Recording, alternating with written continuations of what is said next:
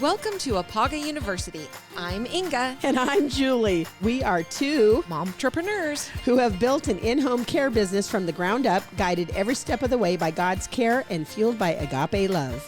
16 years later and over 100 podcast episodes already under our belts, we invite you to continue on this journey with us as we share stories that resonate, insights that inspire, and practical guidance that empowers you to face any obstacle along this path. Whether you're a professional caregiver, a family member, or are simply curious about what your steps will be when you need them, you have come to the right place. Oh, hey, and while you're here, make sure you hit that subscribe button. And after that, make sure you send this to a friend. Yes, do it.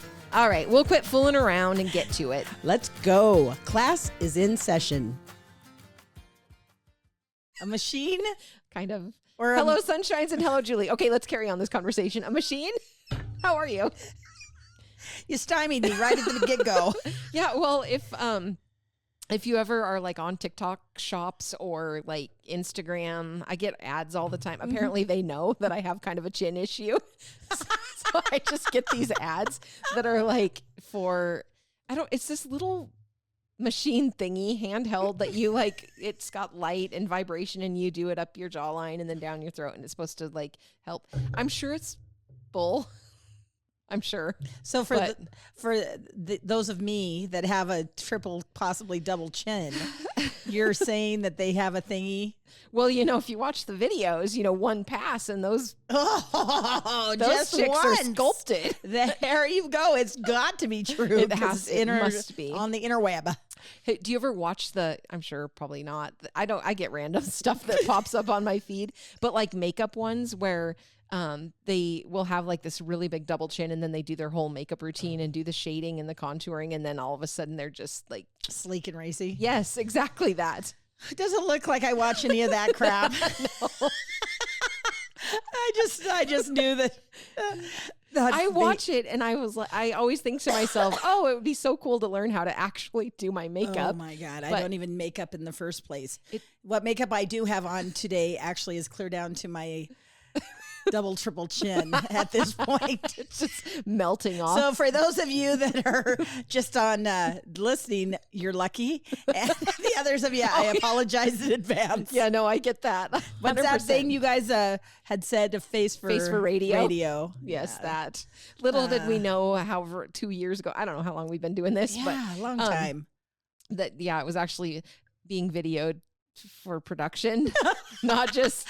I have changed because I used to worry about it, but now I'm just like, well, I know. Camera don't lie. Sometimes I watch them and I was like, ooh, I was looking pretty tired that one. And I do have to say, this is Alyssa's fault. There are times that the coloring ain't so good. And I look splotchier than other times. So the times that I'm not looking splotchy, I'd like you to keep it on that setting, please. She's rolling her eyes. She can't work miracles for us. She does the best that she can. Girls. Yeah. She's like, come on, I'm not a miracle worker here. Yeah, I mean, at some point, this is what we look like. So, man. For those of you that are offended by it, just listen. Just do a podcast, not the YouTube. Yeah, so there. Yeah. Cool. If you want natural raw beauty, bring it on. This is it. This is as beautiful as it gets. Yikes. Okay. So I'm going to go ahead and just roll into our verse. But before I do that, I'm going to tell you guys, listeners, thank you so much. If you want to give us a review, maybe you want to wait until after the episode. Hopefully we don't disappoint. Please give us a review and go follow, subscribe on any place that you would listen to podcasts, Apple, Spotify, all those good things. And then if you have verses that you want to share or any good news stories or grandma sayings, we love to hear from you, and we would love for you to email those. You can email julie@ipagahomecare.com or inga@ipagahomecare.com. So now that we got that out of the way, now we can get down to business. The verse of the day. So this is 2 Corinthians chapter 1, verses 3 and 4. What a wonderful God we have. He is the Father of our Lord Jesus Christ, the source of every mercy, and the one who so wonderfully comforts and strengthens us in our hardships and trials. And why does he do this? So that when others are troubled, needing our sympathy and encouragement, we can pass on to them this same help and comfort that God has given us. Yeah, I love that. Yeah. That it was very appropriate for the topic today. I think so. Very much so. Mm-hmm, mm-hmm. If you're wondering what the topic is, too bad you're going to have to wait. Oh, the suspense. You're going to have to just hang in there. All of it. Yes. What did you bring us for a good news story? Well, speaking of beauty. Yes, always. Yes. I actually was reading a thing the other day and I got to pull it up. But this was Audrey Hepburn. Oh, yes. Beautiful, glorious, just gorgeous lady. She had a favorite poem, and I thought I'd read that today. Perfect. And it is about beauty. Nice. As I put on my spectacles. So, for attractive lips, speak words of kindness. For lovely eyes, seek out the good in people. For a slim figure, share your food with the hungry. For beautiful hair, let a child run his or her fingers through it once a day. For poise, walk with the knowledge you'll never walk alone. People, even more than things, have to be restored, renewed, revived, reclaimed, and redeemed. Never throw out anybody. Remember, if you ever need a helping hand, you'll find one at the end of your arm. As you grow older, you will discover that you have two hands, one for helping yourself, the other for helping others. The beauty of a woman is not in the clothes she wears, the figure she carries, or the way she combs her hair. Thank goodness. The beauty of the woman must be seen in her eyes, because that is the doorway to her heart, the place where love resides. The beauty of a woman is not in a facial mold, but true beauty in a woman is reflected in her soul. It is the caring that she lovingly gives, the passion that she shows, and the beauty of the woman with passing years only grows. That's awesome. Yeah. I love that. It kind of just tells you that, I mean, it just like the physical is not where the beauty comes from. Yeah. So very that's really good. I love it. Well, I'm going to attempt to say this word, but I might get added to the list of words that get mispronounced. Mangled. Yes. So a metal detectorist. Okay. Okay. So everyone knows what that is. Metal detectors. This is the dude that does the detectoring. Okay. I don't think that's a word. Anywho, so what happened is a metal detectorist unearthed a farmer's Rolex watch in rural England 50 years after it was eaten by a cow. Oh, yeah, this is wild. So, James Steele lost his treasured timepiece in the early 1970s when the strap broke while he was tending to his cattle. The farmer searched the field at his dairy farm in Shropshire, but there was no sign of the watch. Incredibly, half a century later, the 95-year-old has been reunited with it after a metal detectorist, Liam King, found it buried in the mud. Now they've surmised that the cow swallowed the watch and it ended up in a cow pile.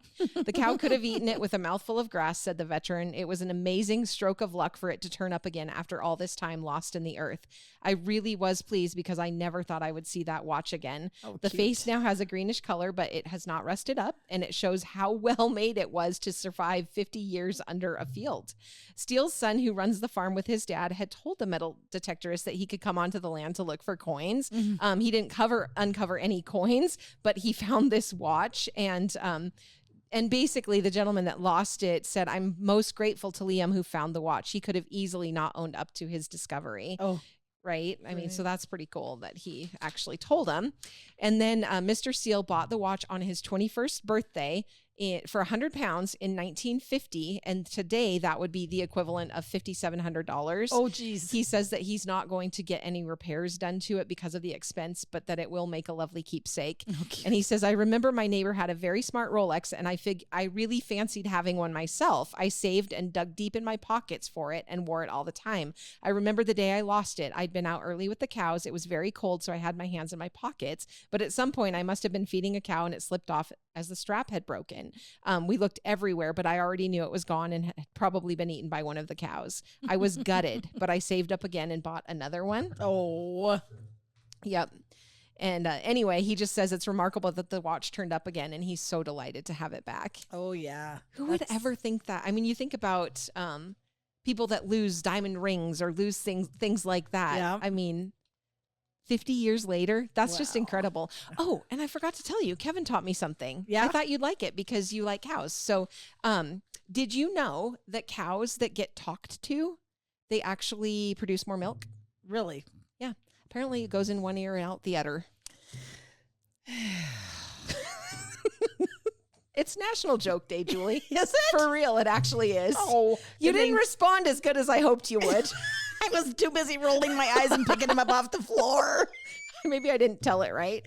Oh, that's a good one. That is a very good one, Inga. Yeah. Also, why does Waldo wear stripes? He doesn't want to be spotted. Okay, we'll sprinkle some more of these in throughout the Okay, podcast. excellent. So look forward to that. Oh, I'm looking forward. So forward. Go forward. All right. Yeah. So today we're going to talk about a term that I've always heard. Mm-hmm. And I was confused in it with another set of terms. So I thought, let's just delve into this and find out what we can find. Sure. So we're going to talk about fibromyalgia, and then we're going to talk about chronic pain, and then what are the differences between the two. Yeah. So, because in my humble opinion, which is Hold not on, ladies and gentlemen. correct. She's got an opinion. Basically, I kind of almost felt like they use fibromyalgia as a bucket when they don't know what's wrong with somebody. Right. They just say, look, you've got a little bit of this, a little bit of that. We're going to put it in the fibromyalgia bucket and tell you have fibromyalgia because they don't know what to do with you. Right. So let's find out. Turns out that's not maybe the case. I don't know. And I think we're advancing. We're learning more about fibromyalgia. Yeah. So Cool. Okay, well, let's talk about it. So the Okay. overview of fibromyalgia, and this actually comes from the National Institute of Arthritis and Musculoskeletal. Is that how you pronounce it? Yep. Musculoskeletal and skin diseases. So the overview says fibromyalgia is a chronic, long-lasting disorder that causes pain and tenderness throughout the body, as well as fatigue and trouble sleeping. Scientists do not fully understand what causes it, but people with the disorder have an increased sensitivity to pain. There is no cure for fibromyalgia, but doctors and other healthcare providers can help manage and treat the symptoms. Treatment typically involves a combination of exercise or other movement therapies, psychological and behavioral therapy, and medications. Okay. To me, it feels like I don't have fibromyalgia, but I think about sometimes my skin hurts just to the touch, or like any pressure on it at all is just excruciating, which sounds so weird. And I just wonder if that's similar to what people with fibromyalgia experience. Right. It does say that if you have other diseases, especially rheumatic diseases, mood disorders, or conditions that cause pain, you might be more likely to have fibromyalgia. And some of those that I think couple up with it are rheumatoid arthritis, lupus, what is it? Spondylitis, osteoarthritis, depression or anxiety, chronic back pain, irritable bowel syndrome. It also tends to run in families. So that's very interesting. And they just believe that there's possible genetics that makes you more prone to develop it. But also, there can just be one in the family. It might just be it's you once lucky again, dog, it's that you get it. bucket of, oh my gosh, there's so many things that are so similar to it, yet different. Right. Well, and I'm sure it's a hard capture, because the symptoms are probably very prevalent in other things. So let's just actually talk about the main ones. Chronic widespread pain throughout the body or in multiple areas. Pain is often felt in the arms, legs, head, chest, abdomen, back, and buttocks. People often describe it as aching, burning, or throbbing. I shouldn't be laughing because it's not funny, but I'm just like, yeah. Well, daily my butt hurts around here. So Yes. do I just have fibromyalgia in my butt? Possibly. Yes. Fatigue or an overwhelming feeling of being tired, trouble sleeping. Other symptoms might be muscle and joint stiffness, tenderness to the touch, numbness or tingling in the arms and legs, problems with concentrating, thinking clearly, memory. They call it fibrofog, and increased sensitivity to light, noise, odors, and temperature, and then digestive issues. So no wonder there's such a confusion about this. My God. Yeah. Each of those things, we all have them at different times during the day.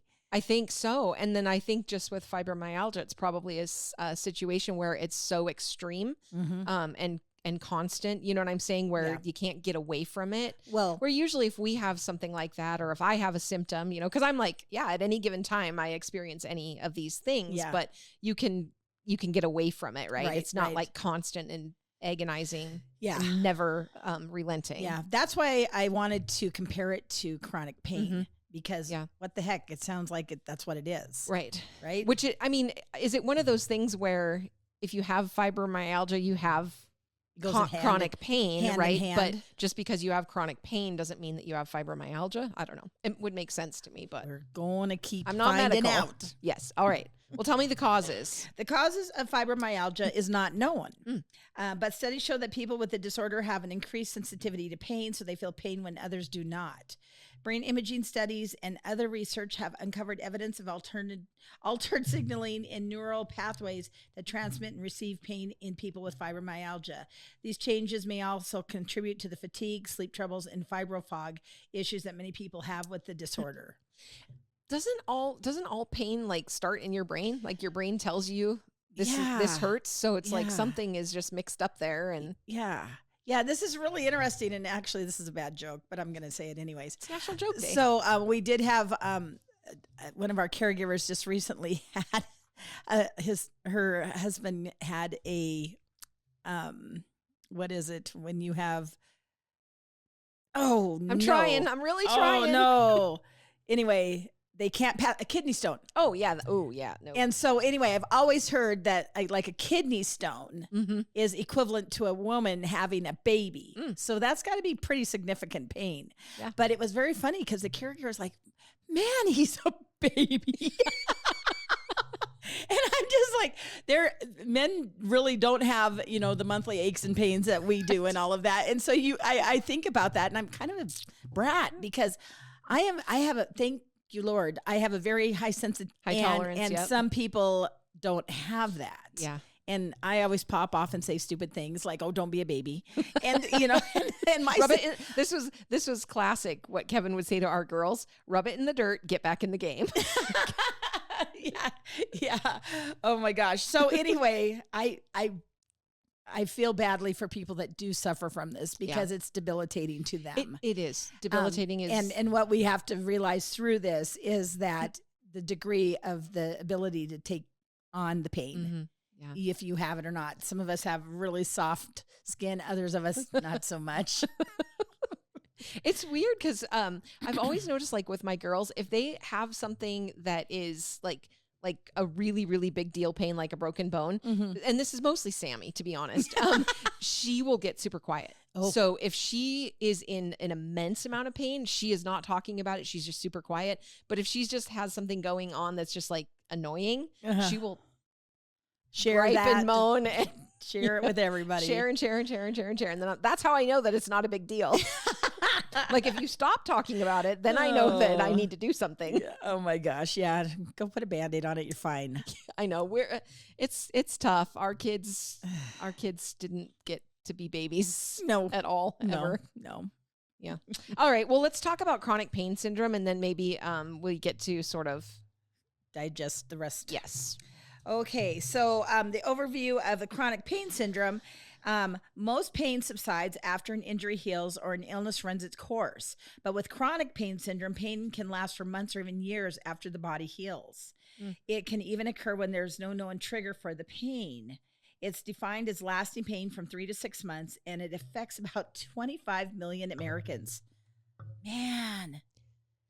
And it's wild because we know people that have chronic pain and then just how they learn to live with it. And I was even noticing, okay, so everybody probably knows at this point, if they've listened to all the podcasts, that I broke my back, right, in a car accident. And the other day, my mom was walking behind me and she's like, "Oh man, like you walk really splay footed, right?" And I was like, "Oh, well, damn, Jean.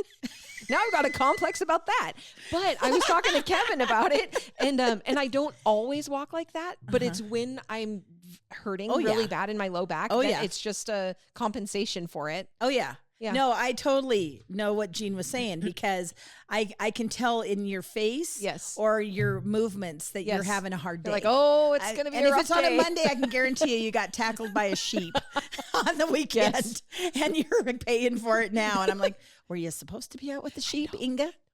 We worked a whole bunch of sheep this weekend, but we have our actually a system now. Like they go through the alleyway and then they go into this tub and then they go through it's amazing. So I should be walking really good today.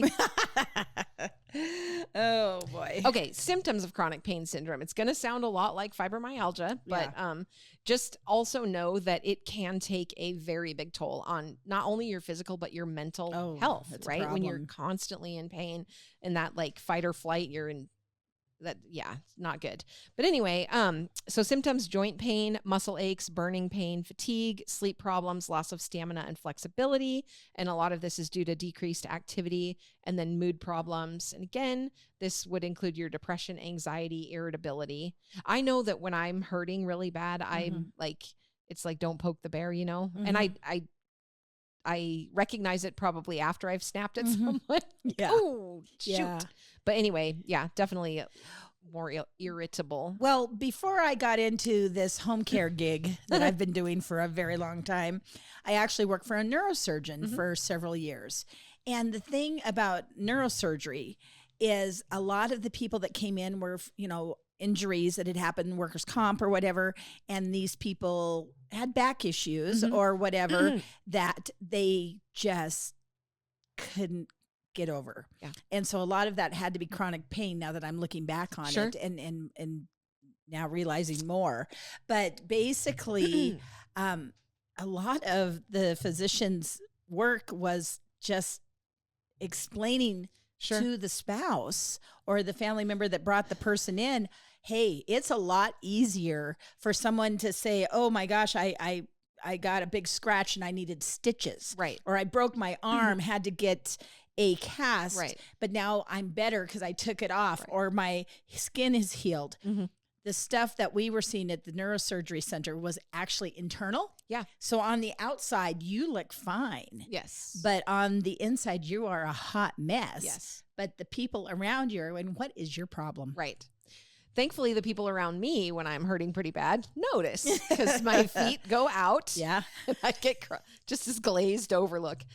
No, it's very, very true. So much of it. And I think that's what makes fibromyalgia and chronic pain so hard for people to understand, is that you can look at someone and they can look physically fine because like you said, there's no cast, there's no stitches, there's, there's no nothing evident Yeah. to say this person is in pain, but it is, internally they're suffering terribly. And that then causes a lot of mental turmoil. Yes. Because I don't remember the statistics, but it's very high for a divorce and for things, families to fall apart, finances to fall apart. It's really a very sad thing. And then also you have to be very careful, because what do you do when you're in pain? You pop a pill. Yep.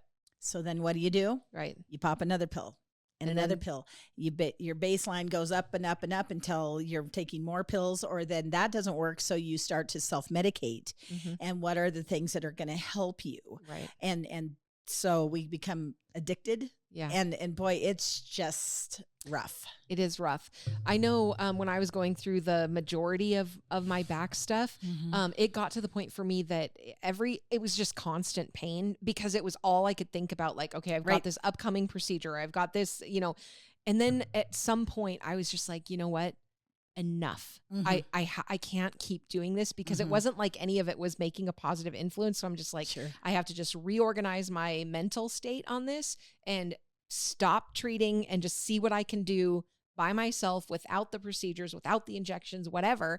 And it was crazy, because it actually took my brain from focusing on that, to where that wasn't the only thing that I was thinking about. And so it was just kind of a shift. And, thankfully for me, I was able to work my way through it that way.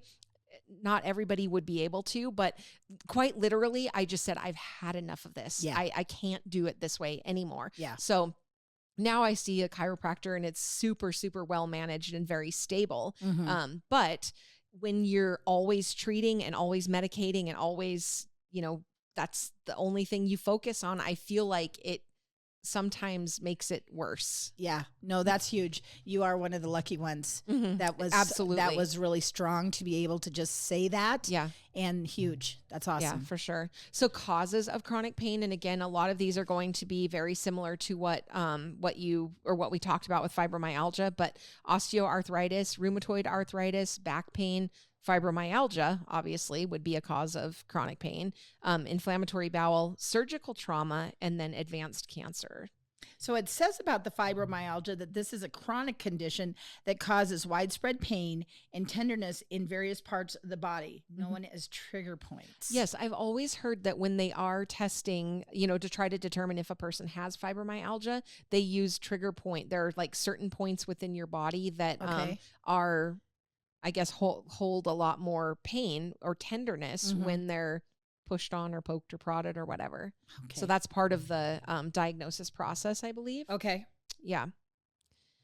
So even when conditions approve, whether that's via medications or therapies, some people can still experience chronic pain, and the type of pain is generally caused by a miscommunication between the brain and the nervous system. For unexplained reasons, some people can encounter this kind of pain without any known triggers.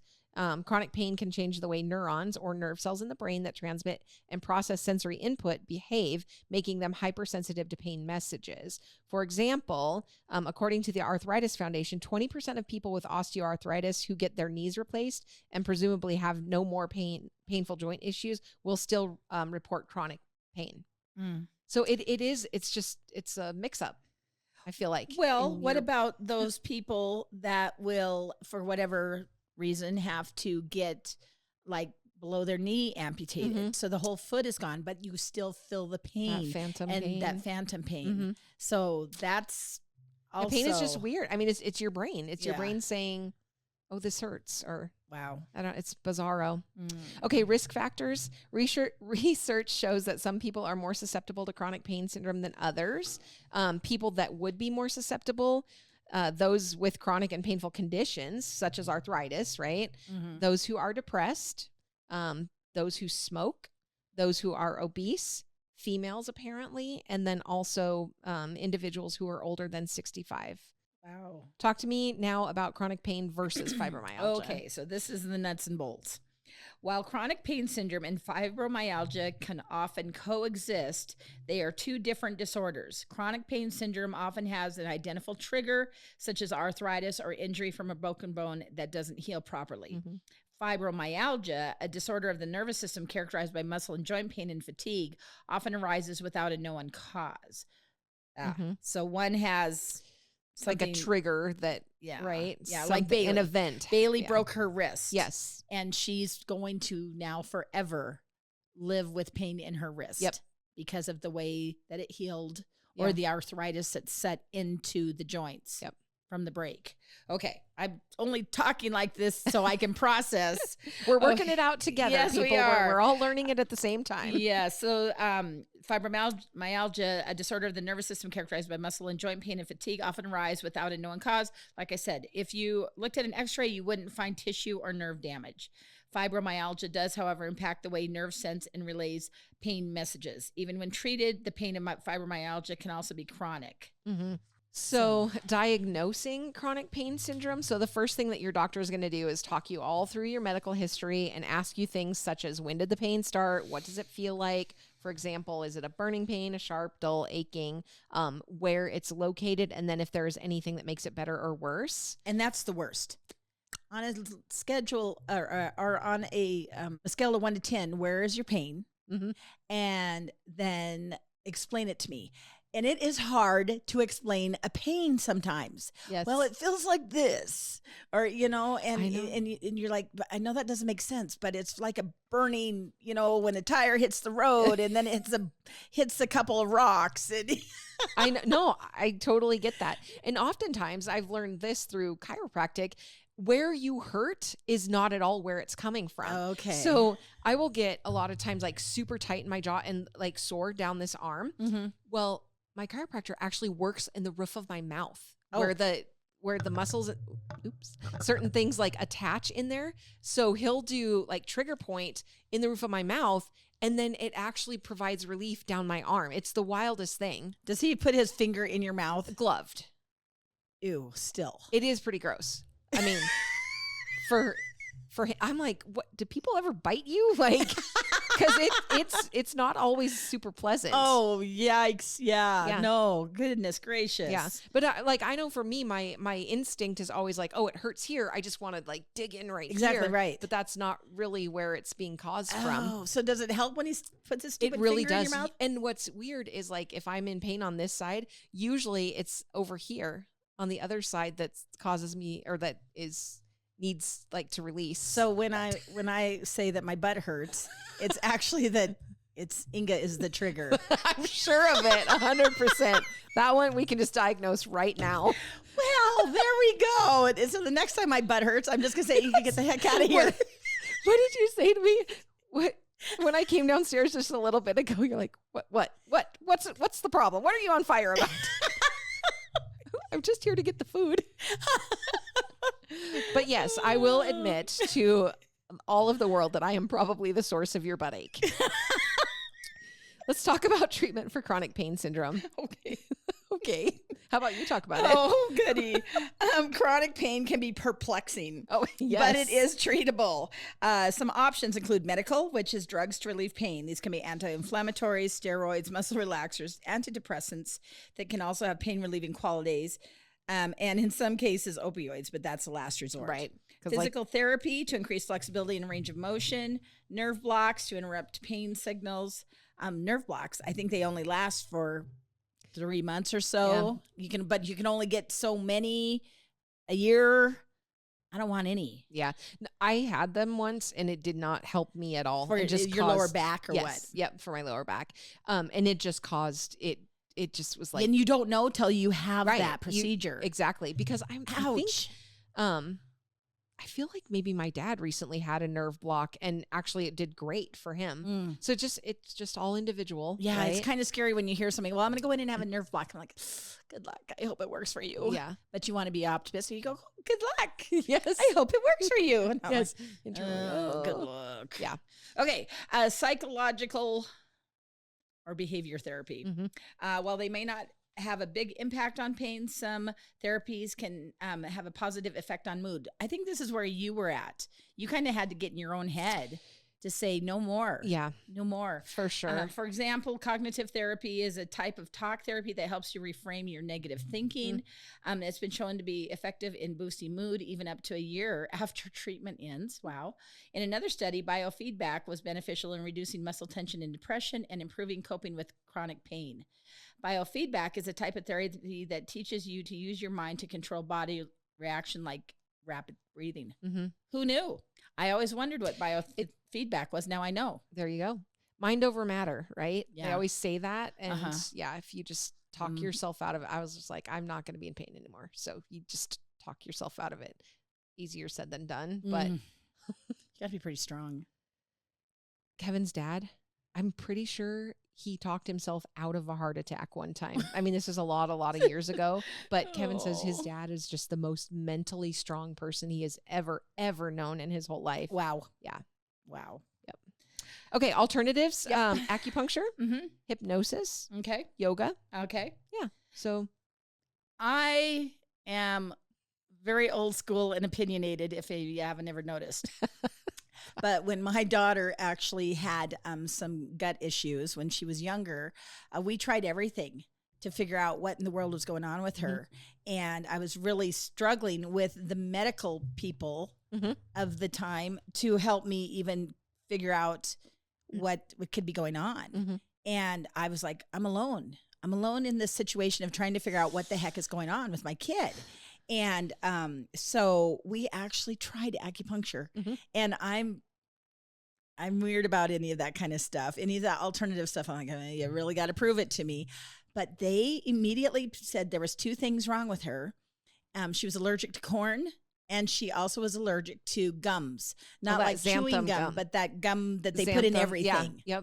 Yep. For flavoring and all of that. Yep. And anyway, cut her out of that stuff. And besides all the pokey needle thingies, he was able to, that was the only person that actually listened and really tried to apply. And we kept her away from the majority of those things for a very long time. And I don't know that she just grew out of whatever it was she was going through. But anytime she gets a tummy ache, I'm like, did you eat any corn? Yep. Or any of that. But it was amazing. Yeah. And I had to do it to believe it. Sometimes those alternative things are really the answer for a lot of people. Yeah. I flunked acupuncture, if you can believe it. Flunked my MRI. You're such a wiener schnitzel. Yeah. No, I was like face down on the thing, had a bunch of needles in my back, and I was like, oh, I'm getting sick. I'm getting sick to my stomach. So I'm like yelling out for the acupuncture lady. She had to come in there, rip all the needles out, and just point me in the direction of the bathroom so I could go get sick. I don't know what it did, but it poked something in me, and whew, man. Anyway, so yeah. Yep, acupuncture was a bust for me. Oh my gosh. But it helps people. We have lots of people that go and use it. Yeah. Yeah, and actually I call you a big old wiener, but the truth is I've never had it myself. So yes. Hey, I'm willing to try. Like I said, I was trying everything. You get to that point where you also start to think it's all in my head. Yes. Because they keep telling me that there's not a darn thing wrong with me. Mm-hmm. And you're just like, but it hurts really, really bad. Yeah, it's really, really. So am I losing my mind or has it been lost? Or what? Yeah, I think that's what where people end up with being in almost a mental health crisis a lot of times in these situations, because it's hard to explain, and it's hard to, you're not visualizing the pain in someone. And so then they start to think like, well, am I just crazy? Like, is it all in my head? And I know that we've talked about this before, but you have to be very cautious nowadays, because with the opioid pandemic and all of that, so many people just jump to the conclusion that you're just looking for meds. Oh, yeah. And so that doesn't help your mental status at all, because you're like, I swear to goodness, I am not a druggie. Yeah. I just need you to help me. Yes. What is that going to be? Yes. To help me take the edge off. Yeah. Yeah. No, I get it. So thankfully, I'm allergic to all of those. Anything stronger than a Tylenol. So I never got addicted. Thank the good Lord. Oh, man. Okay, coping with chronic pain syndrome. Yeah. So when you don't feel well, managing chronic pain can be difficult. Emotional stress can make the pain even worse. It can be hard to work, and you may consider the possibility of receiving disability benefits. However, research this carefully. Social Security Administration has very specific requirements that you must meet before benefits will be paid out to you.